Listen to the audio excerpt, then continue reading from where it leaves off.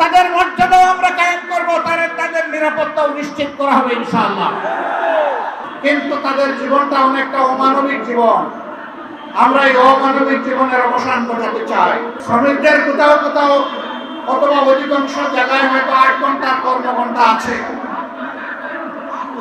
কিন্তু 8 ঘন্টায় তাদের হাতে যে স্যালারি, যে বেতন, যে ভাতা তুলে দেওয়া হয়, এ দিয়ে তার নুন আনতে পান্তাও ফুরায় না, এইটুকু সারতে পারে না।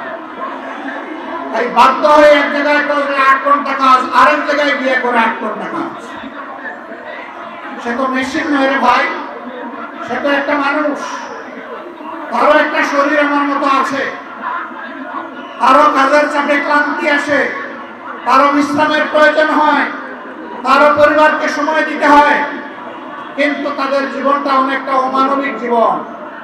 আমরা এই অমানবিক জীবনের অবসান ঘটাতে চাই, এবং এই অমানবিক জীবনের অবসান তখনই ঘটবে যখন সত্যিকারে আমরা সবাই মিলে মানুষকে মানুষ হিসাবে গণ্য করবো এবং সম্মান দেব।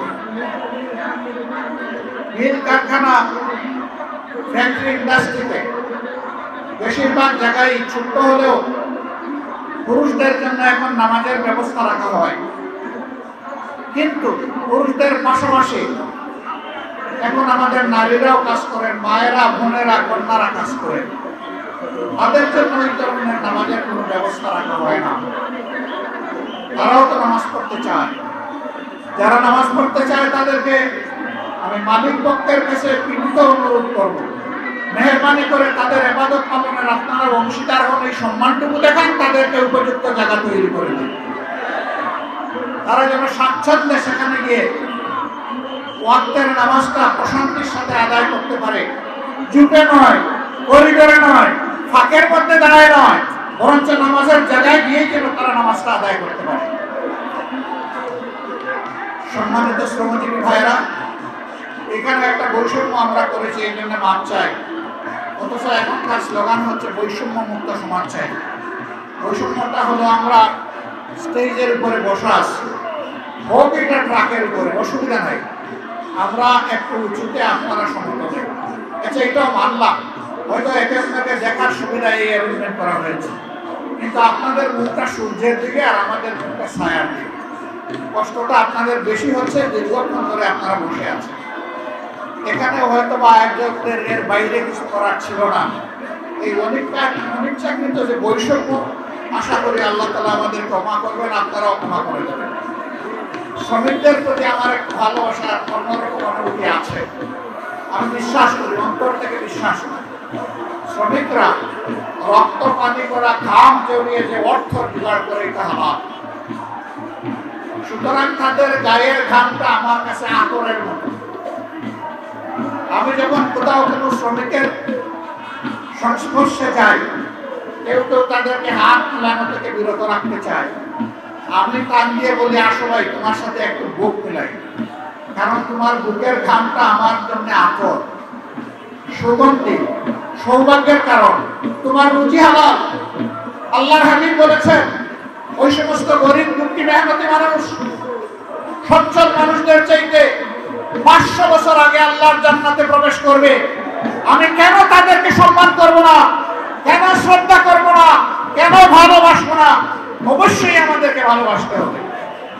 আজকের এই স্টেজটা মাশাআল্লাহ শ্রমিকদের দখলে। আমি তো আছি আপনাদের রুহানি সহকর্মী, কিন্তু একদম জিসমানি সহকর্মী হচ্ছেন সেক্রেটারি জেনারেল জামাতে ইসলামী। তিনি শ্রমিক কল্যাণ ফেডারেশনের কেন্দ্রীয় সভাপতি ছিলেন। এরপরে বসা আছেন আমাদের নায়েবে আমিরদের মধ্যে যিনি বয়সে জ্যেষ্ঠ, জনাব অধ্যাপক মুজিবুর রহমান সাহেব, তিনিও আপনাদের কেন্দ্রীয় সভাপতি ছিলেন। এরপরে আরেক নায়েবে আমির, তিনি বর্তমান কেন্দ্রীয় সভাপতি। একজন মাত্র নায়েবে আমির বাকি আছে, ডক্টর সৈয়দ আব্দুল্লাহ মোহাম্মদ তাহের।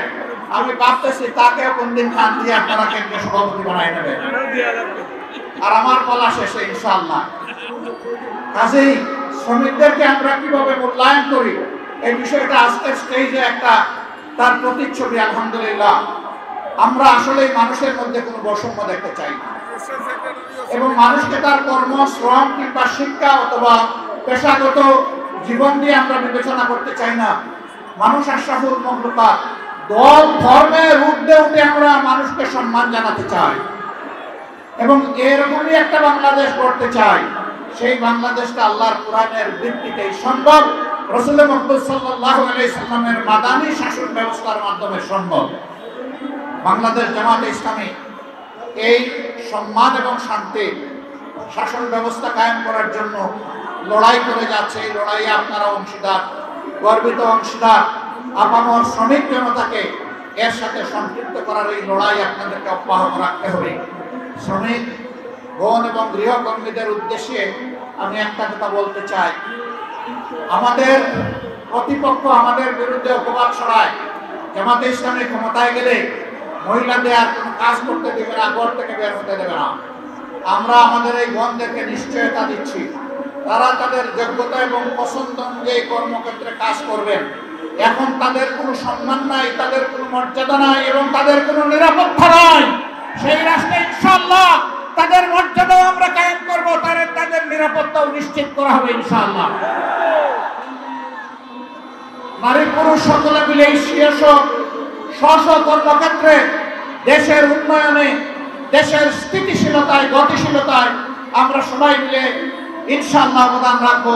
সেই সাম্যের সোনার বাংলাদেশ গড়ার সংগ্রাম সেই দিনই আমাদের থামবে, যেদিন মানুষের ঘরে ঘরে সুখ, শান্তি এবং মর্যাদা পৌঁছে যাবে। আল্লাহ রাব্বুল আলামিন সেই বাংলাদেশ গড়ার পথে, কোরআনের শাসন কায়েম করার পথে আমাদের সকলকে হাতে হাত মিলিয়ে, কাঁধে কাঁধ মিলিয়ে আমাদেরকে কাজ করার তৌফিক দান করুন।